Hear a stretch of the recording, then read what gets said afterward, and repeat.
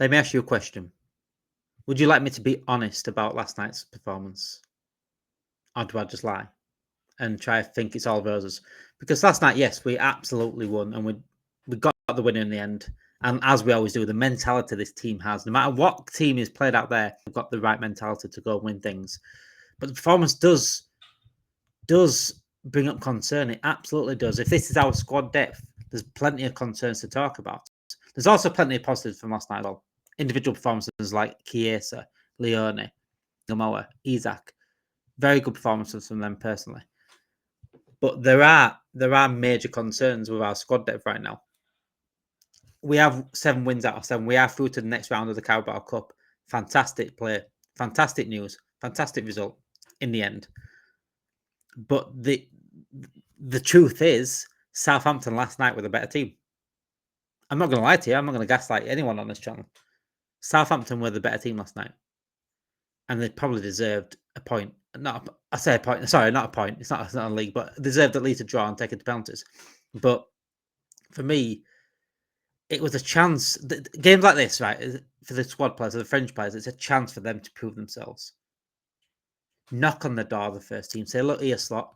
I'm going to give you I'm going to give you something to think about. And that's exactly what Chiesa did, by the way. Chiesa absolutely did that. And Arne Slot should be now second guessing his thoughts on Chiesa potentially and say, hang on a second, this guy's actually really knocking on the door here. He deserves maybe some game time in the first team. Because he absolutely does. Because pretty much every time he steps foot on the pitch, Chiesa doesn't let anyone down. He's fantastic again last night. Got the 2 assists, brilliant. But the whole game as well, on the ball, his work rate, incredible. He's the true professional, Federico Chiesa. I thought Alexander Isak a very good first half. I really do. You can tell, he does need fitness. He does need to get properly match fit and to play those 90 minutes. But I still think he's very, very sharp indeed. And he's always, when he's on the ball, he does something with it. Took his finish well, a mistake at the back from Southampton, in which Southampton should have scored literally just before it, because we made a mistake at the back and they should have scored before it. So, but what Isak showed there is you take chances, and the best of the best take their chances. And that's what Isak is, one of the best strikers in world football. I thought Ngamo was very, very good as well, if I'm honest. Ngamo, he got the ball, always caused problems on that left-hand side, tried taking his fullback on constantly. A couple of times got a bit unlucky. One time he ran out of play, but he got past him. I thought what Ngamo is very positive. He's a positive runner. He's a positive winger. He doesn't always look back. He can get the ball and look back. Oh, safe option. He's not a safe player, and that's fantastic. He takes risks. He's like, he wants to take on his player. But he's also smart as well. Doesn't always try to take on the fullback. If there is a pass on, he will pass it out. If he doesn't think he can take on the fullback at that point, he will look for a pass, and he will make that pass. He's a very intelligent footballer for 17 years old. Very intelligent. He's got an absolute future ahead of him. I thought Nyane was good as well. I think regarding the midfield, I think it was pretty much non-existent, but Nyane is only a young lad. He's got time to learn on his side, but it was mainly the other two in terms of Curtis Jones and Endo that let me down massively last night. Massively. And it's all right highlighting Endo this little one touch. That was fantastic, by the way, what Endo did when he went around the play, when he little 2-touch with his feet to go past him. But the majority of the game, him and Jones were absolutely shockingly bad. And I've seen on videos and things like that, people giving like 7s and 7.5s to these players. Like, are we watching the same game? Do we want to be honest here? Do we want to gaslight people? That's why I ask you. Because Slot's honest. Arne Slot is absolutely honest. And he mentioned it after the game as well, saying, I'm not happy with certain people's individual performances, and they know it is. They know who they are. And that's why I like Arne Slot, because he's honest about that. There's certain things he can keep in the dressing room. If he calls them out personally, is like name calling it, not name calling, but like name checking, then do that privately. But when it comes to the press conference afterwards and the game, the interviews afterwards, telling us that he's not happy with certain individual performances, absolutely, because I'm not going to lie to you. There might be people out there that might lie and gaslight you and say it's all roses. Oh, fantastic, we won again, and that's it. Everyone played a 10 out of 10. But it's not like that. Because if without honesty, how do we improve from there? If we just look at the game last night and say that's it, we won, nothing to talk about. No performances, no individual performances concern me or anything like that. Then there's no improvements. That's it. I want to see the same then on the weekend. Where do you learn? Where do you improve there? There's massive improvements needed. It's about being honest at the time to address those situations and therefore then to improve. Endo and Curtis Jones were nowhere near good enough last night. Joe Gomez again, same with him, an experienced player. Didn't look like the experienced player in that back line. Leone was sensational, and hopefully he does get better, a quick recovery, because he is a brilliant backup to have to Van Dijk and Konate. Gomez is a fantastic player, but a few seasons ago, he sort of lost it at centre back a bit. He started getting again. He's a brilliant player to have because he's fantastic at left back. He's fantastic right back. I hope last night was a one-off for Joe Gomez. And it's not like, this is what we're going to see now in the future for him, because he was shocking, absolutely shocking. Every pass he gave, like smacking it at people. And it just looked very, very shaky. I mean, the goal was shocking. I don't know what Endo was doing for the goal. I don't know why he was even jumping. I absolutely love Endo. But I'm very honest about Endo at the same time. Like, I appreciate what he can give us. I appreciate that times where we needed to shut games out, he's come on and helped us do that. And he's, like I said, he's a bit like Chiesa is Endo. He's very, he's such a professional footballer. Every time he's on that pitch, one thing he won't do is give in. Endo is a fantastic professional, and I absolutely love him being at Liverpool, because we need characters like him. We need players like him that are going to work hard for that badge. But if we're honest, he's never really been good enough to start games. And that's why Slot doesn't trust him. That's why Slot went to Gravenberch to play at DM, because the only natural DM we have at that club, natural DM, is Endo. But Slot would rather train someone to be a DM. It tells you everything you need to know. And it's okay. It's okay. Endo's never been expected to be that level.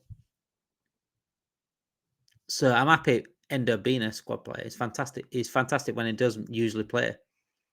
But it's times like this when you just really do see the lack of the depth and the drop-off we have from when the first-team players aren't playing. And we can't rely on these first-team players to continue to play over and over again because they get tired. Last season, Gravenberch, second half of the season, dropped off massively in terms of performance because he was overrun. There's no player that can play there alongside him to sort of, rest him. That's why Gravenberch plays week in, week out. That's why McAllister's now running to the ground, because it's the same players over and over again. Look, we've got Wirtz this year, so we can alternate like Szoboszlai. We could alternate one of those midfielders with Wirtz there now, which is fantastic. But we need better squad depth in that midfield, and people like to put the hand behind the eyes and they not go la la la la la la like it's all fine, but it's not. It's not, because when we're fighting for all competitions, we need that squad depth. But you're not going to buy players to be on the bench. It's not about buying players to be on the bench. You think Ekitike is happy just to be on the bench? You buy players to be competition. That's what you need. Otherwise, players get complacent. Players get tired from running to ground. You know how much football we play now in this elite level football? We talk about every single week about players that need a rest, players that need a rest. But we need to make sure we have the squad depth to go for the season and to challenge all these players. Liverpool have the opportunity this season to win the big trophies again. Absolutely. But we rely a lot on fitness and a lot on keeping players fit. And luckily, Slot's come across and he's worked on that massively. So we saw less injuries last season. And again, the centre-back depth is not good at all. We waited to the last minute to really move for Gehi when we could have, paid a little bit more a bit early in the summer. And it's now, if we don't have Leone as well, we've got literally 3 centre-backs. That's unfortunate with Leone, absolutely unfortunate. But we have 3 centre backs, and hopefully Gomez steps up if we need him. But last night, like I said, I'm not gonna lie on this channel ever. It was shocking, absolutely shocking. Great individual performances from Chiesa, Leone, Isak, and Engamo for me. Other than that, I thought Frimpong was shocking for me, and I really like Frimpong. I think he should be our starting right back. But again, with him, he's just come back to fitness as well. You could tell he wasn't fully fit, so I'm not going to put the experienced players like Gomez, Jones, and Endo. Very disappointing, and the midfield was just non-existent. Southampton was running through that midfield like it were not there, which is shocking, really, if I'm honest. And it's not even like Southampton not even started the season well either. It's a very good level to play against, and they're a very good team, but they're not even starting the season well themselves. I said last night in the preview, they're there to be got out. They're not good at defending, but we never really attacked them. When Isak and Engamoa and Chiesa got the ball, they did do something with it, but it's very rare they got the ball. That was the issue. It was just a win, wasn't it? And don't even ask me about Ekitike, about what happened. It's a motor madness. It is what it is. You know, he probably forgot he was on the yellow card. It is what it is. He shouldn't have took his shirt off. I don't like taking his shirt off against Southampton as well in the Carabao Cup is a bit of a madness, if I'm honest. But adrenaline running, rush of emotion, you got the winner. You take your shirt off, it happens. He just probably forgot he was on the yellow card. It happens. It's a shame that we're going to miss him now for Crystal Palace of the weekend. Isak will start. It's not the worst things ever, is it? Like, FTK don't play, but we've got Isak. But he'll learn from it. He's only a young lad anyway. He's only a young lad. He'll absolutely learn from it. And hopefully, we've still got a star in our hands, by the way, in Ekitike. Because he was brilliant when he came on as well. Chiesa's finish and the run from Ekitike and Chiesa. Fantastic. But yeah, it wasn't a deserved win, but it was a win. So that's all that really matters in the end. So I'm going to go over my player ratings last night. I think Mamardashvili, I'm going to give him 7. I thought, called upon, Mamardashvili really stepped up. I thought he was fantastic. So I'm going to give him a 7. Frimpong, I'm going to give him a 6. I'm not going to be too harsh on Frimpong because I don't think he's fully fit yet. But he didn't have the best of games. Gomez, I'm going to give 4.5. I'll be honest. Leone, I'm going to give 7.5. Thought he was sensational. Robertson, I thought he was all right. I'll give him a 7. Midfield, Ender, 5. Curtis Jones, 4.5. Naone, I'm not going to be too harsh on him. Still a young lad. And I think he'll let down by his midfielders. I'm going to give him a 6. Up front, I'm going to go with Chiesa, certainly the man of the match for me. Probably an 8, 8.5. 8.5, I want to give him. Isak, 7. I thought he did all right when he did get the ball, which is very rarely got the ball. Engamo again, 7. Always positive, always looking forward, always looking to take on his man. Bright future ahead of him, Engamo, absolutely. But yeah, Arne Slot. I don't think Arne Slot really did anything wrong last night. His subs were right. His team selection was probably right. The team selection let him down a little bit. Arne Slot, I'm going to give it probably a 7.